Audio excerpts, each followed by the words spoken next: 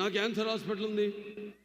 నా క్యాన్సర్ హాస్పిటల్లో మా డాక్టర్లు, మా కార్యవర్గ సభ్యులు అయితేనేమి, మాకు బోర్డు మెంబర్స్ అయితేనేమి, లేకపోతే మా డాక్టర్స్ అయితేనేమి, నాన్ మెడికల్, పారామెడికల్, లేకపోతే నర్సింగ్ స్టాఫ్, వాళ్ళందరూ అవిశ్రాంతంగా పడుతున్న శ్రమకి ఫలితమే నా ముందు ఉన్న చైర్మన్స్ అయితేనేమి, నాకు ముందు ఉన్న బోర్డు మెంబర్స్ అయితేనేమి, వాళ్ళందరూ నాకు ఇన్స్పిరేషన్గా ఇవాళ ఆసుపత్రిని ఈ స్థాయికి తీసుకురాగలిగానంటే మీ అందరి సహాయ సహకారాలతో.